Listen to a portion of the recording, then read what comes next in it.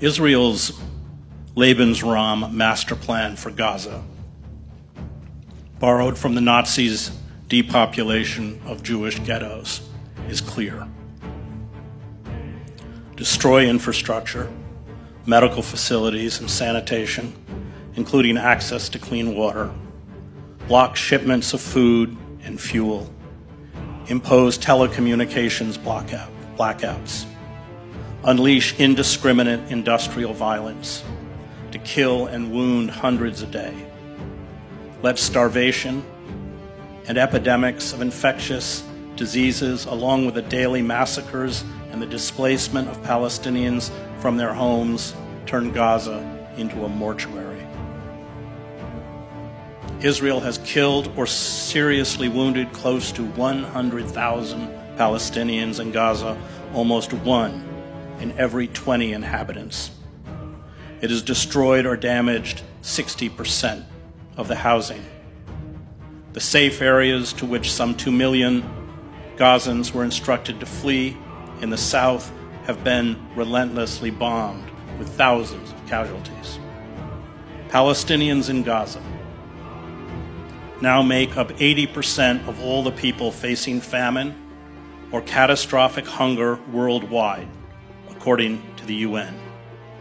Every person in Gaza is hungry. A quarter of the population are starving and struggling to find food and drinkable water. Famine is imminent. The 335,000 children under the age of 5 are at high risk of malnutrition. The some 50,000 pregnant women lack health care and adequate nutrition. Infants are dying in droves. Israeli political and military officials, as the South African jurists documented at the International Court of Justice, make no secret of their genocidal intent, nor of their vision of what comes next. In September, before the incursion into Israel by Hamas and other resistance fighters, Israeli Prime Minister Benjamin Netanyahu displayed a map of what he called the new Middle East at a UN General Assembly meeting. Gaza, the West Bank, and East Jerusalem had all been incorporated into a greater Israel. Palestine had ceased to exist. The Palestinians are being forced to choose between death from bombs, disease, exposure, or starvation, or being driven from their homeland. There will soon reach a point where death will be so ubiquitous that deportation for those who want to live will be the only option. Israel is lobbying countries in Latin America and Africa to accept Palestinian refugees. Israeli leaders are calling this deportation, quote, voluntary migration.